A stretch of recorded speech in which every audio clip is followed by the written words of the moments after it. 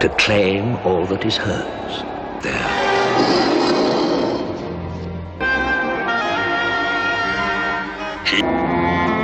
Oh, it's beautiful. Shall cease to exist in the mind. She is back.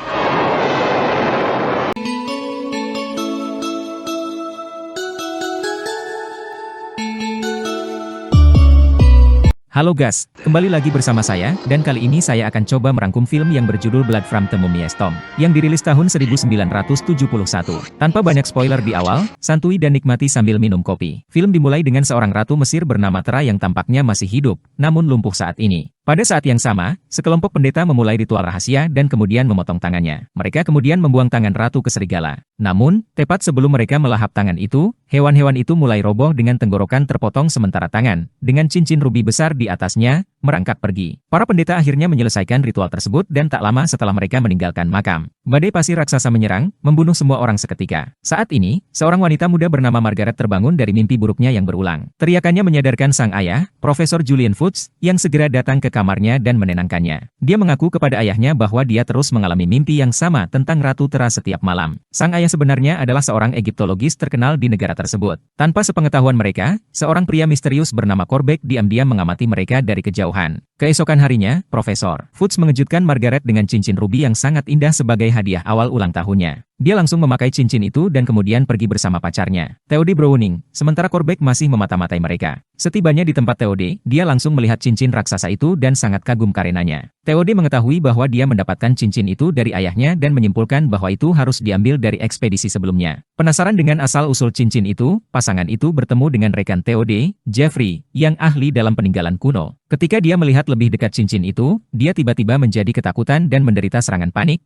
terutama ketika dia melihat wajah Margaret. Di tanah, semacam konstelasi aneh muncul di dalam rubi. Sementara itu, peramal bernama Helen Dickerson juga melihat konstelasi yang sama dan panik, tiba-tiba menyarankan kliennya untuk melanjutkan sesi minggu depan. Di sisi lain, Corbett mengunjungi seorang pria bernama Brigand, yang saat ini dirawat di rumah sakit jiwa, atau lebih tepatnya penjara jiwa. Sepertinya Corbett sedang mencari sesuatu, tapi Brigand mencoba menghentikannya mengambil relik itu. Seorang penjaga kemudian mengintervensi dan menahan pria tersebut sambil menyuruh Corbett untuk segera pergi. Beberapa saat kemudian, setelah menenangkan diri, Jeffrey segera menuju ke tempat kerjanya dan mengeluarkan sebuah kotak yang berisi salah satu tengkorak serigala. Tak lama kemudian, Corbett tiba dan Jeffrey melapor kepadanya bahwa dia telah menemukan cincin dan wanita itu. Corbett menyuruhnya bersiap karena ulang tahun Margaret beberapa jam lagi. Masih malam itu, Margaret yang tidur di rumah pacarnya bermimpi tentang Tera yang menyatakan bahwa arwahnya tidak pernah beristirahat dan secara implisit mengungkapkan bahwa waktu kebangkitannya semakin dekat. Dia melanjutkan bahwa dia sengaja membimbing sekelompok arkeolog yang dia tunjuk sebagai penjaga relik sucinya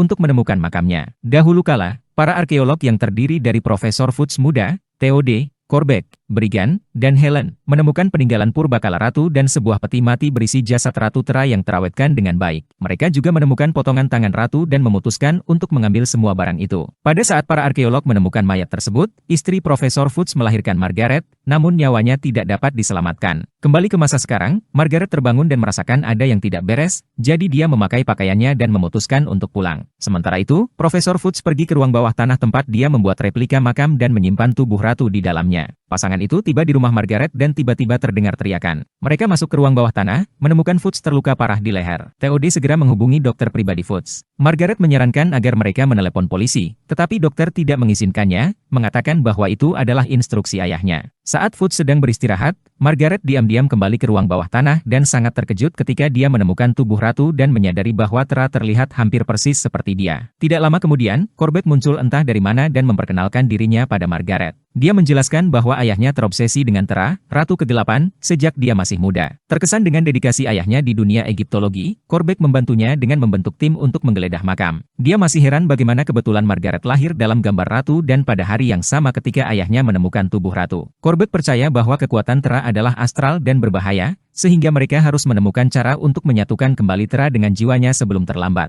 Dia kemudian memerintahkan Margaret dan Theodore untuk mengumpulkan kembali anggota tim ekspedisi. Berharap mereka dapat mengumpulkan semua peninggalan yang disimpan oleh para arkeolog lainnya. Sebagai langkah pertama, Theodore menelepon Jeffrey, tetapi dia segera menutup telepon. Pasangan itu kemudian menuju ke rumah sakit jiwa untuk berbicara dengan Brigand. Namun, lelaki tua itu sangat ngeri saat melihat Margaret, mengira dia adalah Tera yang datang untuk membunuhnya. Margaret menggunakan kesempatan ini untuk berpura-pura menjadi ratu dan menanyainya di mana dia menyimpan artefak ular itu. Brigand menyangkal bahwa itu miliknya, jadi dia menakutinya dengan cincin ruby. Seperti yang diharapkan, Brigand mulai berteriak ketakutan, menarik perhatian para penjaga. Mereka menahan lelaki tua itu dan menyuruh pasangan itu pergi. Tepat setelah mereka meninggalkan ruangan, seorang penjaga mengeluarkan relik ular itu dan membuatnya takut. Sebelum mereka pergi, penjaga meletakkan relik itu di dekatnya. Malam itu, Brigand kembali mengalami serangan panik saat mengetahui bahwa peninggalan ular itu hilang. Jendela tiba-tiba terbuka, diikuti oleh hembusan angin kencang yang menghancurkan seluruh ruangan. Brigand berulang kali meminta bantuan, tetapi tidak berhasil. Angin akhirnya berhenti dan sayangnya, Brigand terbaring mati di lantai dengan tenggorokan terpotong. Kembali ke rumah, dokter memberitahu Margaret bahwa dia menemukan sedikit tanda kelumpuhan di sisi kiri ayahnya. Keesokan paginya, Margaret turun ke ruang bawah tanah dan menemukan bahwa relik ular itu entah bagaimana diambil. Fuchs akhirnya terbangun dari komanya dan mengungkapkan kepada putrinya bahwa dia sengaja memberinya cincin untuk perlindungan. Dia kemudian menjelaskan bahwa para pendeta di era Terra memotong tangannya untuk melambangkan bahwa dia jahat,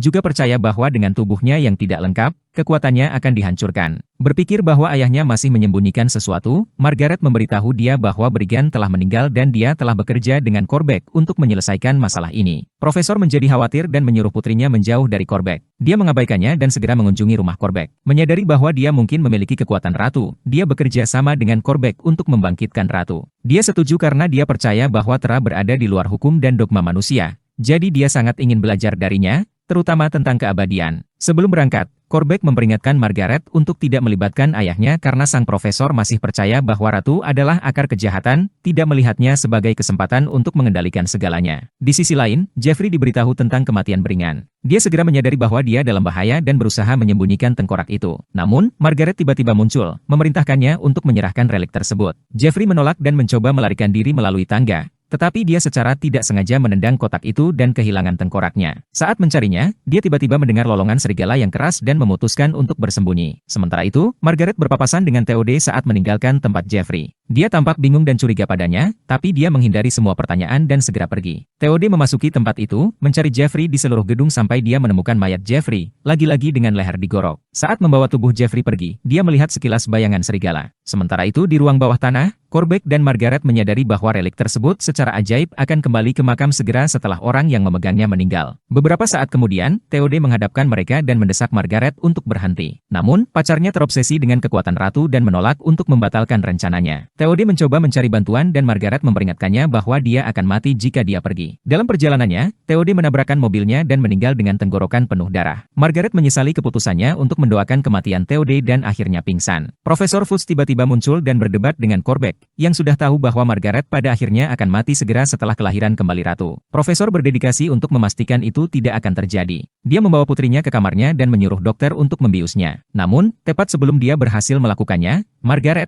yang dirasuki oleh Terra, berdiri di depannya dan membunuhnya dengan kekuatannya. Margaret akhirnya sadar kembali dan berteriak kaget saat melihat mayat itu. Dia kemudian kabur dari rumah untuk mengambil peninggalan terakhir, kucing. Tidak lama kemudian, Margaret tiba di tempat Helen dan dengan sopan meminta peninggalan kucing itu. Helen bermaksud melenyapkannya, tetapi kemudian menarik niatnya setelah Margaret meyakinkannya bahwa dia akan mengampuni nyawanya. Sayangnya, setelah dia menyerahkan relik tersebut, relik kucing tersebut entah bagaimana menjadi hidup dan menghabisinya. Di ruang bawah tanah, Fuchs menemukan bahwa relik kucing telah kembali ke makam. Pada saat yang sama, Margaret dan Korbeck tiba dan memulai ritual kebangkitan. Korbeck meletakkan tangan ratu di dalam makam dan membaca mantra dari gulungan itu. Di tengah ritual, Margaret akhirnya menyadari bahwa mereka tidak akan ada artinya begitu Terra dibangkitkan sepenuhnya. Oleh karena itu, dengan sisa energinya, Fuchs menyerbu ke arah Korbeck dan menikamnya sampai mati. Namun, Terra dihidupkan kembali dan berhasil mencegah Profesor dan Margaret menikamnya. Fuchs tersedak sampai mati, tetapi Margaret akhirnya berhasil menusukkan pisau ke jantung ratu, membuatnya tertidur selamanya. Setelah itu, seluruh ruang bawah tanah berantakan, hanya menyisakan satu orang yang selamat dari tempat kejadian. Keesokan harinya, seorang wanita yang wajahnya terbungkus perban terbangun di rumah sakit. Pertanyaan kemudian muncul, siapakah wanita di balik perban itu? Margaret atau Terra? Tamat, terima kasih telah menonton. Wilujeng Wayahkieu, Tong Hilap Subrek, Hatur Nuhun, dan sampai jumpa di video selanjutnya.